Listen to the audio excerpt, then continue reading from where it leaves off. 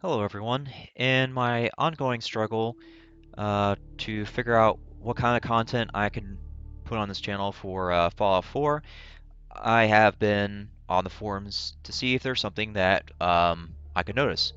I did notice something.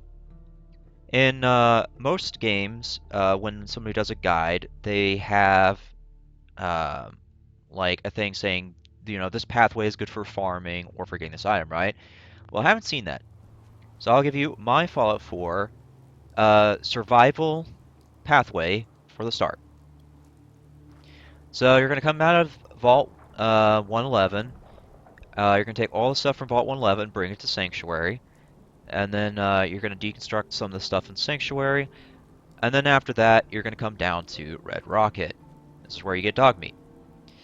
So mole rats will be here, and in survival, they're kind of important. In difficulties less than survival, they aren't really. But anyways, the reason they're kind of important in survival is because of the mole rat hide and mole rat meat. They serve as both a leather and food source, assuming the hides drop. So you're going to kill the mole rats here, get what you can from them. You're going to deconstruct whatever you need from here. That could be anything like the tires, these traffic cones, whatever. When you're done with that, you're going to come around this side of Red Rocket. You'll notice a cooking station here at the corner. You're going to go north from there. You're going to go down this hill. You should see glowing green on your left as you come down. This is the glowing fungus. Right next to that is a mole rat den.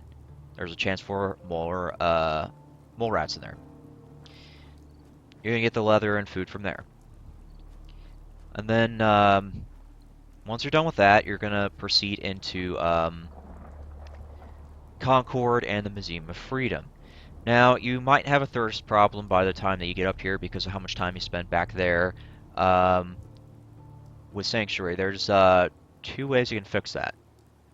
There's a little river that runs around near Sanctuary, and the other way is by just coming down the road. As you can see, Red Rocket's behind me. You're going to keep coming down this road, and just before the Raiders,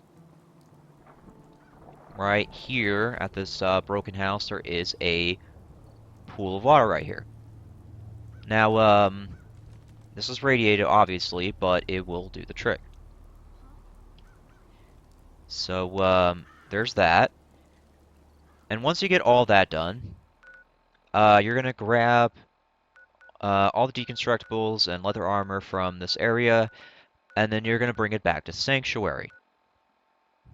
You're going to use all the mole rat hides and spare leather pieces to improve the protection of your leather armor. If you don't get all the leather pieces or all the upgrades done, don't worry. There's more chances for you to get armor and improve. So the next step after this process is coming down the path.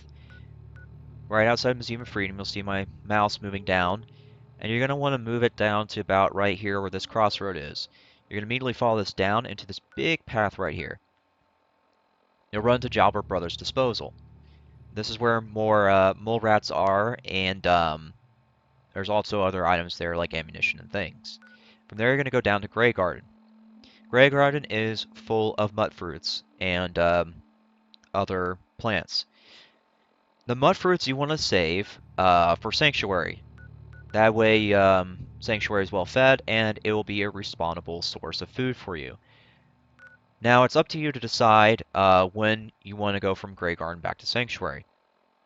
Assuming you want to just continue along, the next step in the path is immediately coming out on the right-hand side of the map and coming down to Cambridge Police Station.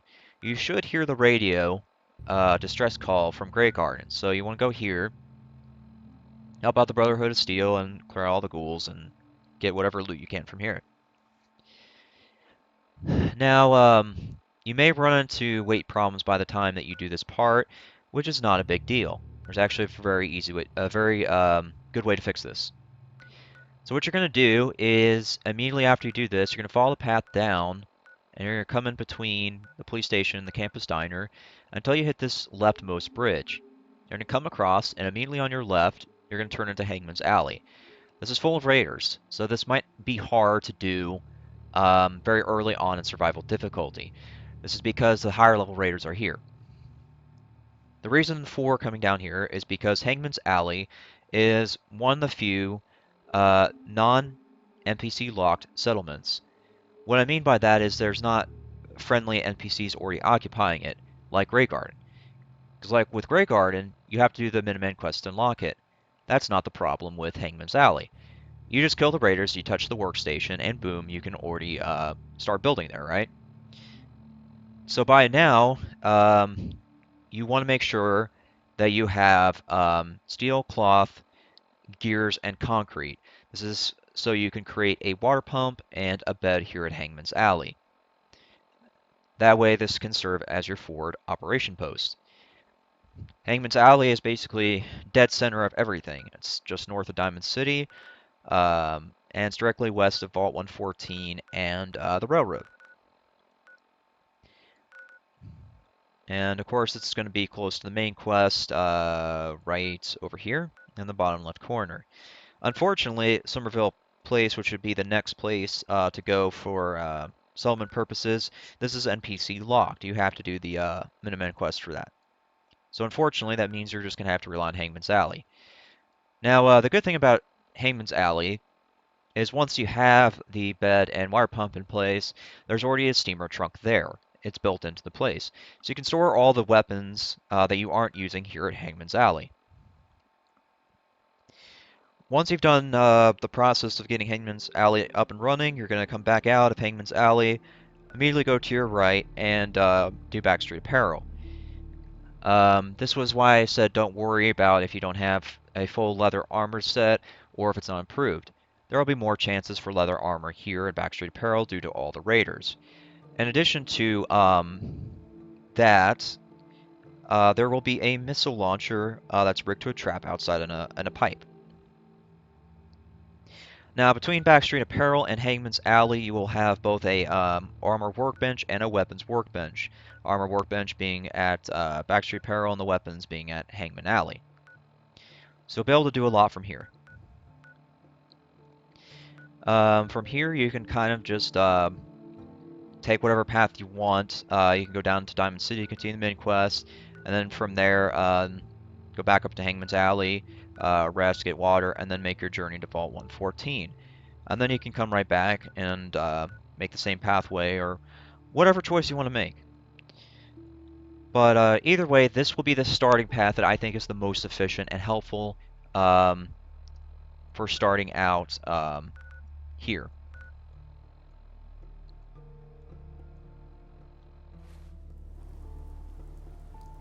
That's all I have. Thanks for listening.